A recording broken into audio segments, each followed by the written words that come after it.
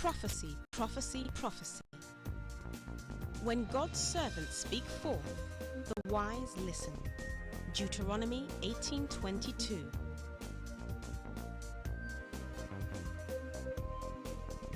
God is still saying something. On August 28, 2011, Prophet T.B. Joshua prophesied that a greater economic meltdown was coming than the world was already experiencing as a result of our response to those who make mistakes. These were his words. The world is upside down. We have not seen anything. You call it economy meltdown. The greater one is coming. Because the singular problem the world have today, our response to someone who make mistake seems to be greater mistake too. Seems to be bigger mistake than the one that made mistake initially. That is the problem. The problem the whole world have today is respond to someone who made what? Who made mistake. When a leader make mistake, how to respond to that mistake, that is what the whole world lack today. Our response is greater than the wrongdoer initially. That is the problem in the world. It's true, there is mistake, but our approach to that mistake seems to be even bigger mistake.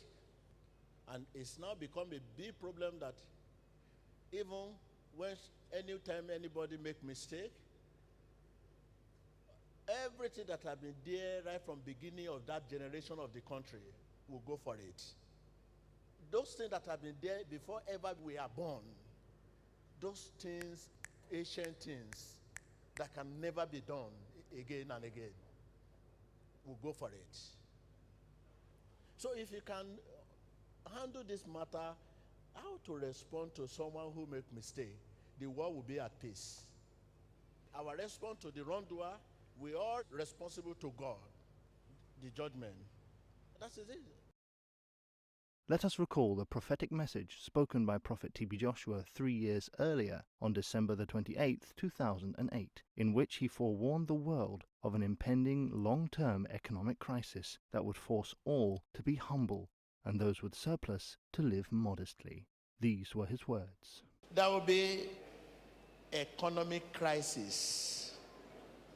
You have to cut your coat according to your size. Those of you that have surplus, whatever you can do now to live moderate, the only way you can be saved if your treasure is in the hand of God. There will be economic crisis. It's coming and it's everywhere. You'll be forced to humble. Tell your neighbor, you will be forced to humble. There will be economic war because there's no enough money to fight war. There will be crisis in economy. Countries that rely on the mineral resources like oil, they should quickly look beyond oil. I'm just telling you long-time prophecy, not immediate. What you can begin to prepare yourself now. You that are into this, you have surplus now. What can you do now? Because this surplus will be forced to reduce. Because if you have too much, your government will question you how you get it. There will be limit, very, very limit, that will not help your company, your industry. A limit of money you can move from one place to another. There will be law that will make you moderate, live modest. You'll be forced to live modest. Because the law will come that will force you to live modest. There will be a limit of money you can move from one place to another. So you'll be forced. And that limit of money will not be enough to maintain your business. In order to regulate the crisis that will be, and that law will soon come. It will come and they will pass this law, international community.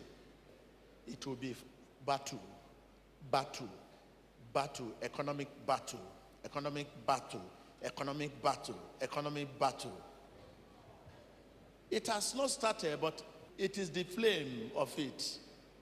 but it will soon come out boldly. You will see the handwriting. So you pray for the whole world.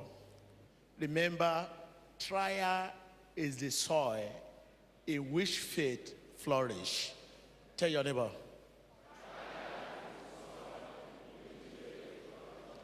You are a faith man. I'm a faith man. There is no fear. As a faith man, there is no fear. Prayer is the soil in which man of faith flourish.